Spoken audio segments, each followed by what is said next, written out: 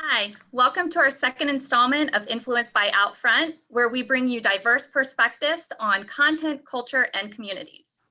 I'm excited to bring together this panel of experts to share their knowledge on the future of transit systems and smarter cities.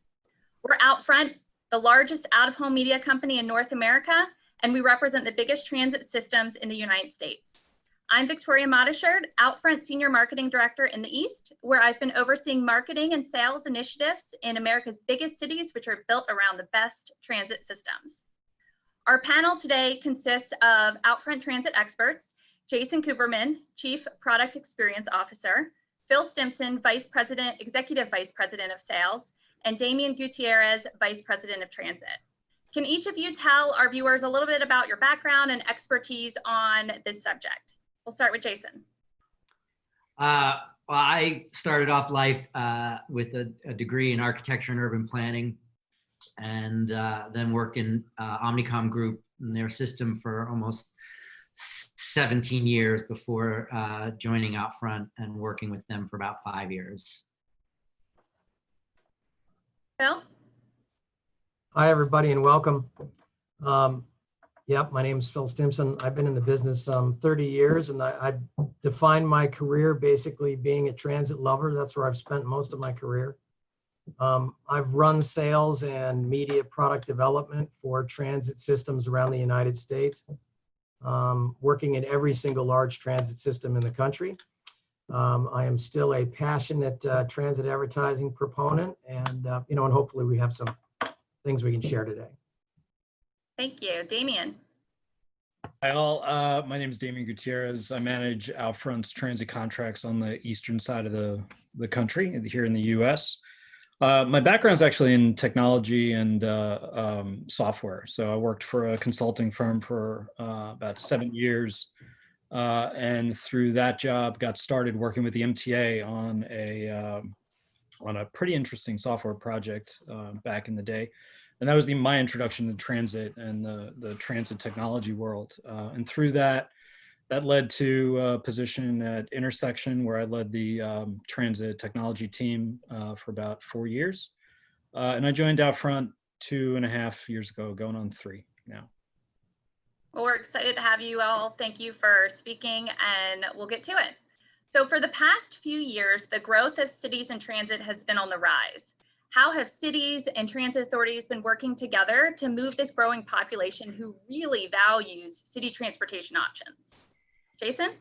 Yeah, I'll start. I think cities have been using technology to interconnect the public and private systems together to make everyday life more efficient, more sustainable, certainly more equitable. If you think about public transportation systems, they're really the arterials of population circulation within the city, so that they're really at the heart of a city's plan for growth and for the city to evolve to become smarter. When you think about roughly half the world's population lives in city areas, if all of these people had their own personal vehicle, not only would it make the traffic problems, which are already bad, insurmountable, but it would be really horrendous, have a horrendous impact on the climate itself. So the public and private sectors have had to collaborate to make cities work. Damian? Yeah, just to add to that, I mean, the growth of cities and the shift of the population to urban centers isn't really, it's not a new trend by any means. The World Bank is a great website where they have a data viz tool, and you can look at shifts in population by country over time, and it goes all the way back to the 1960s. And the graph is basically just straight up to the upper right corner, relatively steady for population migrations to urban settings in this country since the 1960s. And transit has always been at the core of those cities. We talk about the MTA, and it's one of the oldest systems, but props to the MBTA in Boston. It's actually the oldest subway system in the country. They're about to have their 125th birthday in a little while, and these cities could not have grown at the pace that they grew without the critical role that public transit plays. Even in the 1970s, when there was, the very sort of publicized flight from the cities. If you go back to that chart, it kind of flattens out. So growth, populations weren't growing, but actually city populations did not experience a net decline during that time. And so, the city, especially here in this country, and this is mirrored globally, is a resilient concept as far as how humans choose to live. And we're excited to be a part of that at OUTFRONT, and our focus is on the major municipalities and urban centers here in the US. Damien, do you have any examples that you could share about businesses and transit authorities partnering to really drive this growth?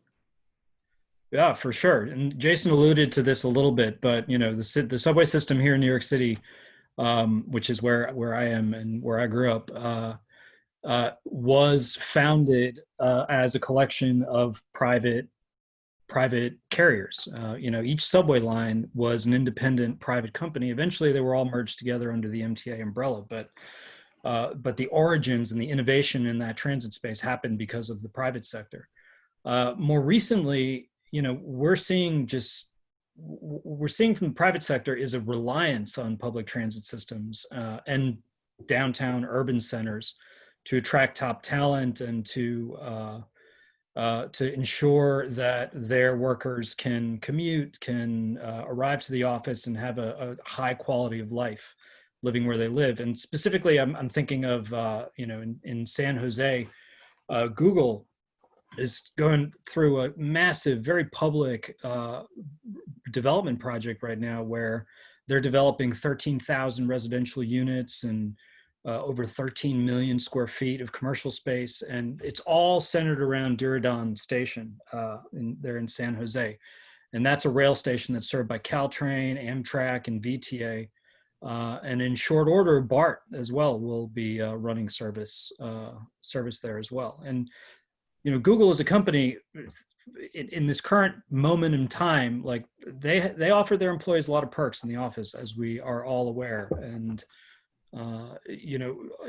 as in this time where we've been asked to stay at home and folks have not been going through their regular commute, people at Google have publicly been worried and concerned about losing those perks, the childcare, free lunches, just the general office atmosphere. And Google recognizes that bringing people together, specifically around public transit, is a critical aspect of their continued future development. Is that what you're... We hear about like larger cities and the development there. You mentioned Google and San Francisco and BART, but I know about Amazon HQ2 and the WMATA system and VRE, but what about the smaller cities? These areas that are pulling in a lot of millennials as well. Maybe you could tell us a little bit about Austin or Phoenix.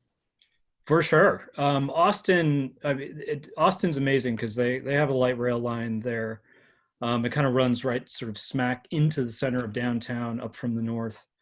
And I think they recognized years ago that as fast as they're one of the fastest growing cities in the US, and as fast as they were growing, they needed to make a significant investment in public transit.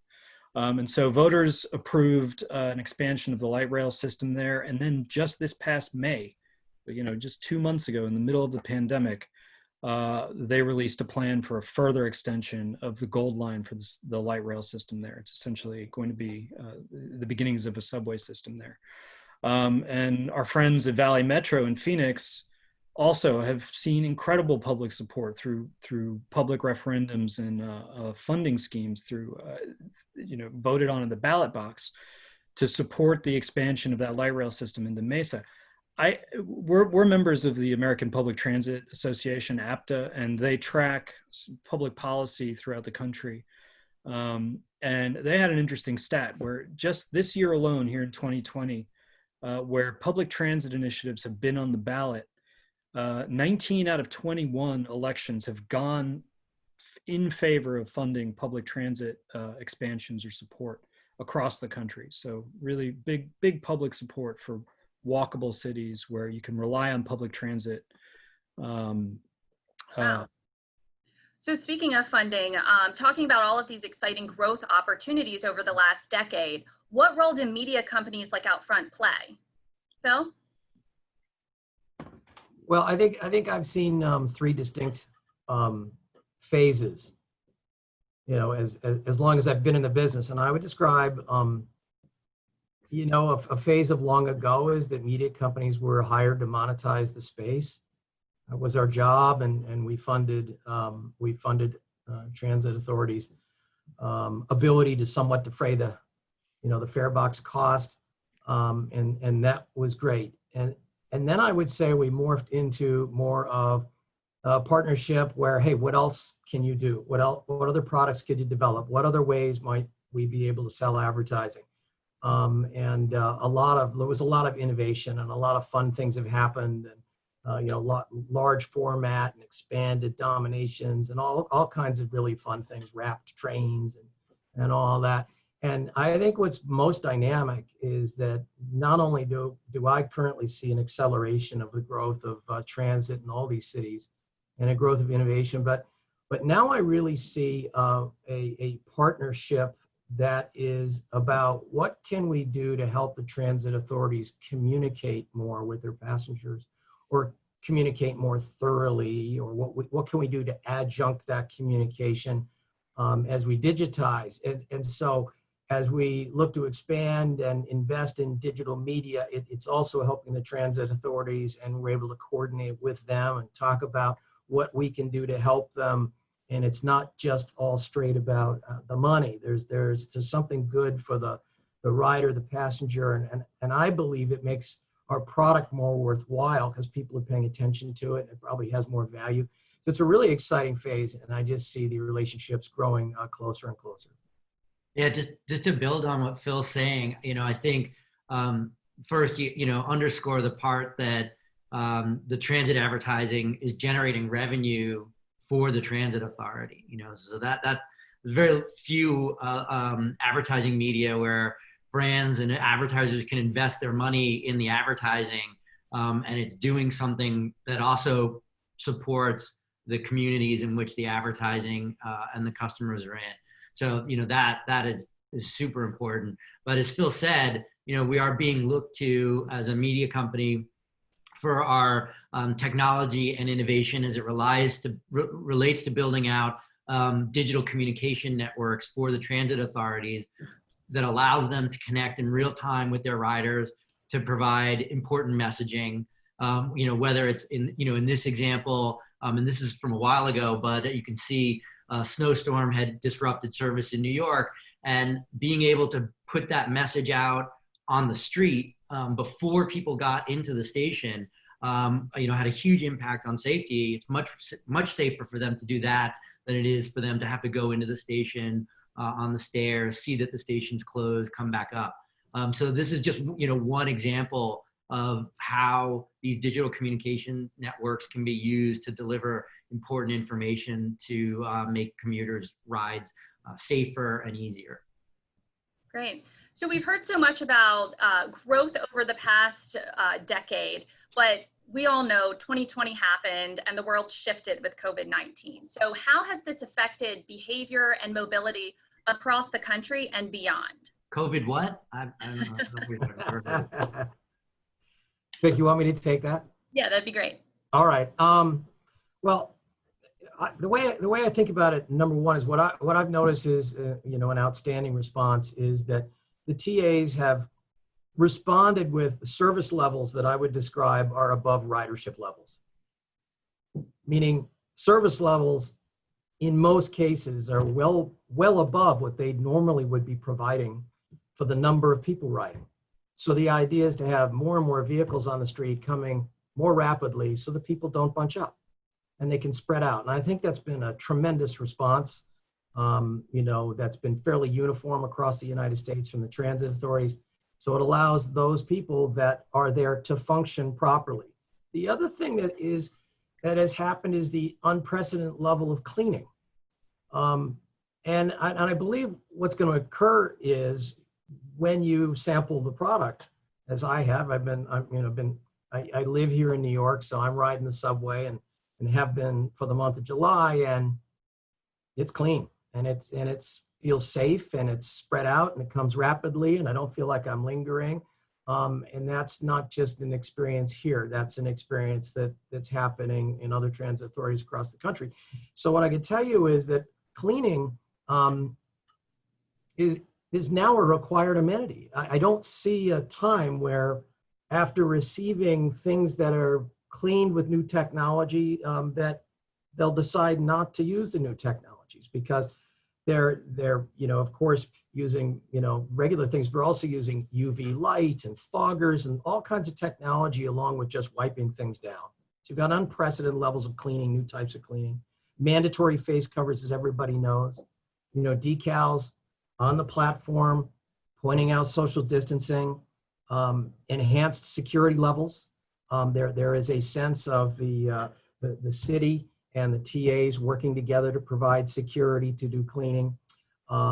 Contactless payment systems, those are accelerating.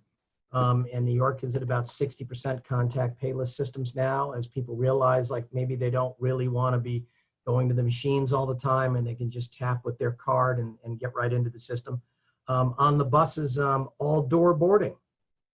Many of the buses and the fleets around the country, they're not requiring people to queue up at the front of the bus.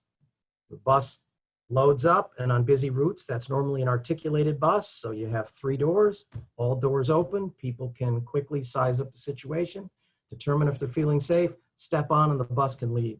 So you've got faster service, easier service, more informed service, and all these things are going to making a safer, cleaner environment. Yeah, I mean, just to pick up on what Phil just said, everything that he just mentioned is truly happening out there, and I'm so proud of our transit authority partners for how quickly they've responded. The hustle, and when you're used to working in a massive organization, it's a giant bureaucracy, and you're faced with this fundamental change to the way that your customers, your riders, need to navigate your system. I mean, I've been watching what's going on across the country in so many different transit agencies. I've just been floored by the speed and the response to it. I have some favorite stories that have come up across the way. I don't actually know which transit authority started this, but I'm going to give the credit to Denver's RTD, because it was the first notice that I saw of it. But at the height of the pandemic, and the shutdown, when people were being asked to stay in their houses, a lot of transit authorities also operate on-demand paratransit fleets, smaller vehicles, vans or something. Denver decided that they had this fleet of small vehicles that were accustomed to making sort of one-off stops to those who were disadvantaged or elderly, or had problems getting around in normal times, and they repurposed their fleet to help deliver groceries to people who were stuck at home. MBTA also did a similar program with the food bank up in Boston, the Ride. And it's just those kinds of stories where you have this infrastructure, and you have a customer base, folks who would typically ride your service, but they're being asked to stay at home, and transit authorities found a way to help them out. I thought that's just an incredible story. And Phil also mentioned service increases in frequency, and a huge credit to MARTA in Atlanta. They pioneered the Uber model of big bus service to a certain extent. On their most popular bus routes, they kept buses running, and they said to the bus drivers, when you get up to a certain point, when you have 10, 15 people on your bus, call for backup. And they would have other buses at the ready, standing by, waiting to jump onto that route behind that bus that was now full. And the bus that was full, not full as 10 or 15 people, would keep going on its way, dropping people off specifically where they needed to get off. And we like to, I've read 100 books, and I've been to 1,000 webinars about smart cities and whatever. The impetus behind a smart city is a city that can react to you, or react in real time to whatever's going on in real life. And the reactions and the quickness that we've seen from our large municipalities and public transit agencies in this country has been really, really astounding. Very proud of them. So how has the pandemic expedited technology and capital investment projects, and how will this change behavior and culture for riders in the future? Well, I think something that Phil mentioned with contactless payment certainly being accelerated, and I think Damien described sort of an analog version of a passenger counting, but you're certainly seeing an acceleration of sensors in the transit vehicles that are intended to understand the capacity of the vehicle so that they can keep them at a certain number of people to accommodate for social distancing. But this acceleration will have lasting benefits, because while today it may be used to increase social distancing, after the pandemic, it's certainly going to be used to help riders understand whether there's actually overcrowding and whether they should wait a few minutes to take the next train or move to a different train car to have a more comfortable ride. I think the contactless payment technology has been huge. Here's an image of the rollout of Omni, which is the MTA system. As Phil mentioned, I was already at 60% pre-COVID, and I think the plan is to have it broadly across the entire system next year. The launch of Omni was very well received in New York. It received immense support from brands as well. So, you've got your payment brands like Visa, MasterCard, American Express, and Discover. Of course, also the key mobile players like Google and Apple were involved. I think that not only does that allow for safety, but it also allows for great convenience. And as Phil mentioned, this notion of all door entry. New York was doing it for a while in a way for free, just to prevent people coming in where the driver was. But over time, when you have contactless payment, it sort of frees up the location of fare collection. And so that means you can have a place to tap at the front of the bus, the middle of the bus, the back of the bus. So I think, those are two solid innovations, the automatic passenger counting and contactless payments, which certainly are being accelerated to help with COVID, but I think will have lasting impact on the experience for commuters going forward. So with most commuters choosing subway or bus, and really it's about the value in time and money for city dwellers. Phil, can you tell us a little bit about your New York City bus experience yesterday? And we have some visuals to share as well. Absolutely. Well, transit authorities are accelerating the development due to COVID, and they are taking advantage of not as many people in the system, so they can accelerate their capital projects and do repairs and so forth and so on. But this one I just was really excited about, because one thing that I want to know all the time is, like, where's my bus? And I'm waiting for the bus. And my app gives me that. Like, I know that if I'm at 86th Street, I can pull up the app and I can see, hey, fantastic, the bus is coming, it's 2 blocks away, and so forth and so on. And, this is the kind of technology revolution that 5 years ago, all of us, we're in a system somewhere in the United States and we're wondering, is the train coming? We're in the system somewhere in the United States. Is the bus coming? It wasn't very ubiquitous. That kind of information is now pretty ubiquitous. It's expected. Like, I'm waiting to get on something. I want to move. I want to get somewhere. I want to know what's going on. But here, this is an example of just accelerating something that was ready to go. And if you look on the lower left, you'll see that's a screenshot from my phone. And I was waiting there, and it says approaching the 102, and it says there are 13 riders on the bus. And I was like, that just blows my mind. I'm waiting for the bus. It's coming in 2 or 3 minutes. And it tells me that there are 13 riders on there. So I know I've got no problem getting on that bus. So I know that bus can handle about 40 people, at least, New York style. And, 13 is going to be cool. So I'm going to get on the bus.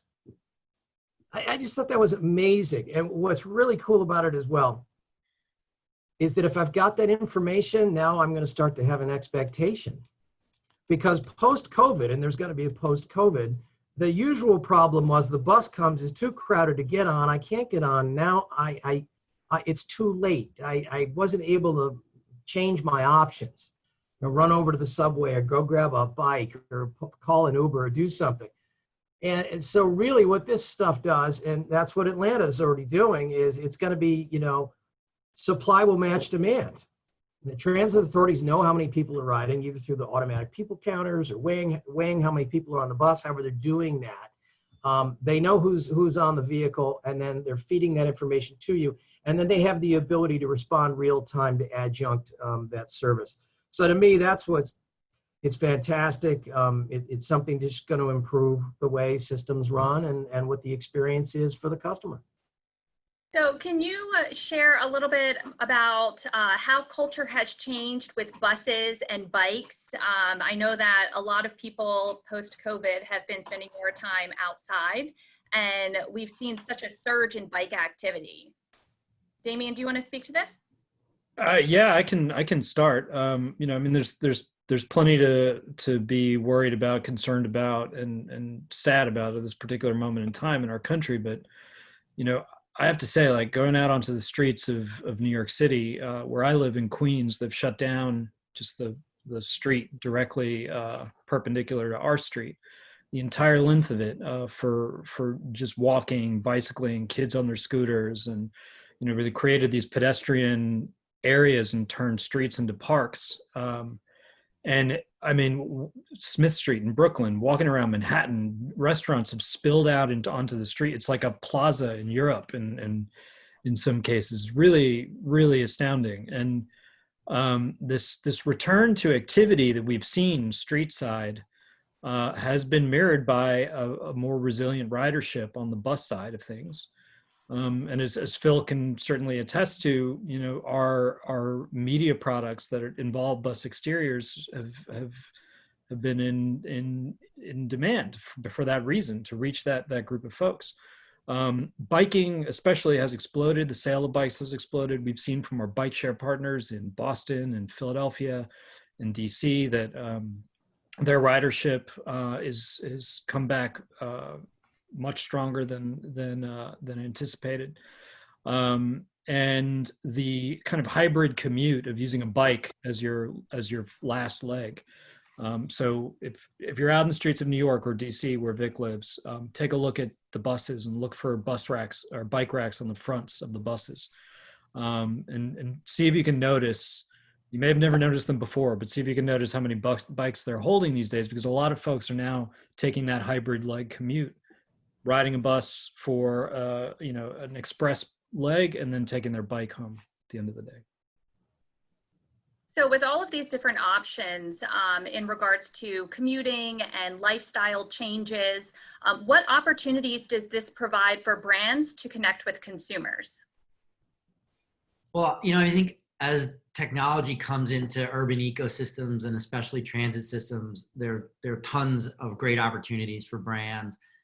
Looking specifically at some of the transit systems that are like MTA and MBTA and BART and WMATA and others that we work with that are installing digital displays, you know, these displays provide endless flexibility for content. So it means that, you know, the advertisers can share those screens with real-time transit information, with emergency messaging, as we showed. And the advertising itself can be more dynamic. It can show full motion video, and really the screens just become these, you know, I like to say they earn the attention of the riders and the audiences, because, you know, you know that whenever you're looking at something, it's going to be an engaging and entertaining ad, or it's going to be important information that, you know, you need to pay attention to. And the screens, I think, also light up. Phil was telling me the other day about his experience in the subway in New York, and how the content that was on the screen was bringing the station to life, you know, just the colors in it and the motion. You know, we've launched our own content program called Moments by OUTFRONT, which includes both ambient information such as time and weather, but also interest content such as fun recipes in this example, which is, you know, some color therapy. And of course, most of this content can be sponsorable by brands who want to reach consumers through integration with the information or the utility that it provides. So I think the technology is a great place for brands, the utility that the transit authorities are trying to get, and sort of the entertainment experience to all come together. Great. So if anyone has any questions, drop them into the Q&A box on the bottom. And I'm going to start with a really fun question that I came up with. Obviously, when we envision the future of transit, we all think about Minority Report or the Jetsons or the Fifth Element, which are total extremes. But what can we look forward to 10 years from now in public transportation? Well, I'll take a stab, but actually, Damien may know more about this than I do.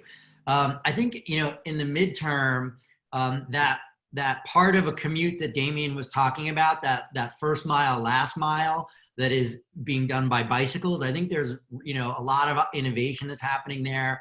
I've heard about a Valley Metro program in Phoenix with Waymo, where they're piloting autonomous vehicles to provide that last and first mile transportation. So I think, I don't think you'll see necessarily autonomous vehicles take over the whole commute, because then you're back with that same problem of everybody in an individual vehicle creating traffic and congestion. But you might see some more interesting high sort of science fiction like hybrids for multimodal. Yeah, that is, that you're definitely spot on, Jason. That is happening. Uber and Lyft have both partnered with various transit authorities across the country to provide that last mile. So from the train station or from the commuter rail station parking lot, they'll take you home instead of you driving your car to the parking lot. There's been a lot of innovation. I expect to see a lot more there. Actually, yesterday I was on a webinar that was hosted by Uber. And they're partnering with a couple of transit authorities, DART in Dallas, to not replace, but to augment their paratransit services. So I think that's spot on. As far as the future of transit, I might be OUTFRONT's resident transit nerd. I'm also a Star Trek nerd. That probably doesn't help my profile very much, but I am looking at some of the pictures of this future development that's going on and trends in urban planning. There's I don't know if there's probably a lot of people don't know, but in New York City, there's a 180-acre rail yard that's owned by Amtrak. It's in Queens, old Sunnyside Yards. And I've been keeping tabs on the redevelopment plans that have been very, very public. They've invited public feedback to happen. And when you look at those renderings, when you look at the ideas that are going into what that massive redevelopment, the huge chunk of New York City is shaping up to look like, it legit looks like some Star Trek cities from the future. It's parks everywhere and walkable access to cities. The London School of Economics recently has been describing this concept of the 15-minute city. So wherever you live, all the things that you need should be within 15 minutes of you, whether it's a walk, a bike ride, or a public transit commute. And, millennials especially are demanding that where they live provide them with access to what they want without necessarily having to own a car to do it. And I think that's the future. I really do. Yep. And I'll chime in and say, I exactly agree with what you're saying. I think the cities will be, I think the systems will be faster.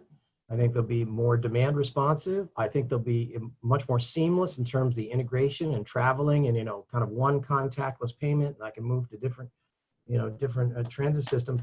But I think the ads are going to be a lot cooler. That's what I think. We've got a lot of digital. I think we've got full motion. I think the ads are going to be a lot cooler and they're going to be more of them. And that's what I think the future is. There's a question here. What are some of the cleverest ways brands have used transit to speak to specific audiences? Oh, well, that's a good one. Well, I think I enjoy when advertisers surprise people by speaking to them at a specific time of day. When an advertiser says, we had a recent one for a coffee brand that basically said, this morning for this amount of money, you can get this drink till 10 o'clock. And I love that because it's only on at that time and it motivates people that are in the station to make that stop on the way to work. It's something that's surprising. And what also was nice about it, we would have generally seen that kind of, advertisement, old school, static style is a poster, but it is now can come to life. and it can look hot or cold, and it can steam, or it can have an umbrella coming out of the top, and then it can actually pivot to make it look like someone's running to go get it. And it just, I don't know. I think it's a happy experience, and I think those are the best ones. That kind of example. Phil, I wanted to add that my home train is the 7 train, and so both me and my wife were some of the early recipients of the Aquafina voice station announcement takeover. Do you want to tell us a little bit about that one? That was pretty groundbreaking. Well, absolutely. That's an example of those people that are on the call that think about their clients and their brands, and it's the old what if. And I always say we don't really figure out what advertisers want. They tell us, and that's exactly the scenario where it's obvious that the conductor who's on the train, who's operating the train, makes announcements. Hey, we're pulling into the station. We're getting off at Flushing, or we're getting off at Soldier Field, or we're getting off wherever we're getting off somewhere, in the United States. And all of a sudden have a celebrity step in, and those recorded announcements come from a celebrity. Again, it becomes a happy experience. It puts a smile on your face. It makes it human. It changes the cadence. That's the kind of innovation that we love, that people want to brainstorm with us to see if we can do. And once in a while, the transit authorities say, let's go for it and let's try it. Yeah, that was a good one last year. Yeah, just to piggyback on what Phil was saying before the Aquafina example of what you can do with digital, ads that are static, not only like physically static, but static in that they don't reflect what's going on at that point of time, and they don't reflect what's going on in sort of the world around them. I think we, as an industry, we're trying to move past that. I think digital advertising has kind of pushed us past that point. And I think some of the cleverest stuff that we're seeing now are things that really try to reflect what is happening to drive even further relevance in the context of life. Yeah, and the static side of that on, location, right? So fixed location, speaking to the neighborhoods, also pairing the static with the digital to really have that full brand awareness as well as that cultural relevance. So great points. I'm so sorry we aren't able to get to all these questions. It's all we have time for today.